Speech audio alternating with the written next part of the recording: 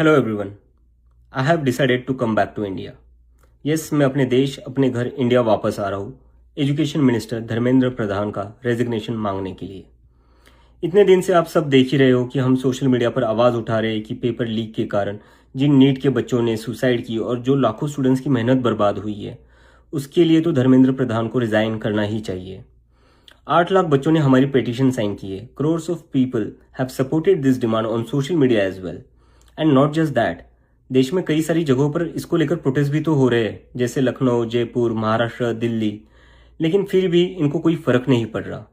आज नीट के 22 lakh students, CBSE के 17 लाख स्टूडेंट्स, सीयूईटी के 16 लाख स्टूडेंट्स और एसएससी जीडी के 40 लाख स्टूडेंट्स, ऐसे 1 करोड़ से ज्यादा स्टूडेंट्स हैं जिनकी जिंदगी के साथ मजाक किया गया है सिस्टम द्वारा। इसकी वजह से स्टूडेंट्स बहुत ही ज्यादा एंशियस और परेशान है अपने फ्यूचर को लेकर। किसी को तो इसकी जिम्मेदारी लेनी होगी। इतने बड़े ब्लंडर के बाद भी अगर एजुकेशन मिनिस्टर रिजाइन नहीं करते तो इसका मतलब इस देश में अकाउंटेबिलिटी नाम की कोई चीज बची ही नहीं है। ऐसा लगता है कि सिस्टम जितनी चाहे उतनी गलतियां कर सकता है और उसके लिए कोई कॉन्सिक्वेंसेस है ही नहीं। सारे कॉन्सिक्वेंसेस स्टूडेंट्स के लिए है। ऐसा कब तक चलेगा? इसलिए अब वक्त आ चुका है, हम सबको साथ आना होगा और भारत के संविधान के रास्ते पर चलते हुए पीसफुली अपनी आवाज उठाकर धर्मेंद्र प्रधान के रेजिग्नेशन की डिमांड करनी होगी।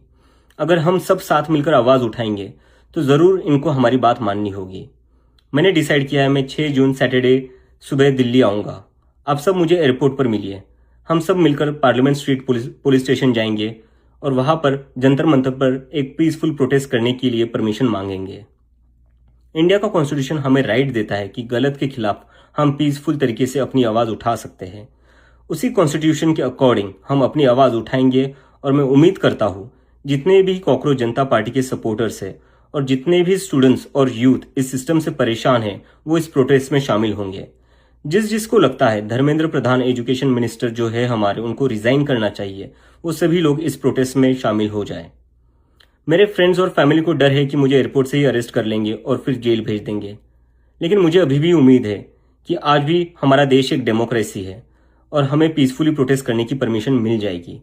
I want to make it clear, I'm a big admirer of Gandhi, Ambedkar, Bhagat Singh and Nehru, and I believe in the Constitution of India more than anything else, जो हम सबको एक democracy में अपनी आवाज रखने का राइट देता है।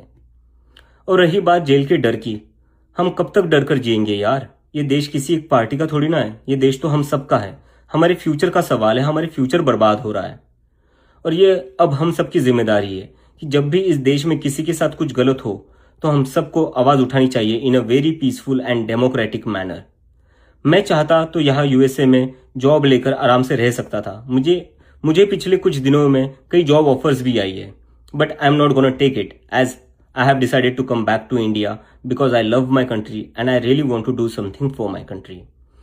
हम सब आज जो कुछ भी है वो सब इस देश ने हमें जो दिया है उसी के कारण है और अब हमारी बारी है अपने देश के लिए कुछ करने की, क्योंकि अगर हम आज कुछ नहीं करेंगे तो कौन करेगा?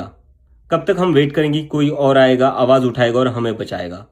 सो जितने भी पीसफुल और कॉन्स्टिट्यूशन को मानने वाले कॉकरोचेस है, let's all come together to save the future of millions of students. Thank you.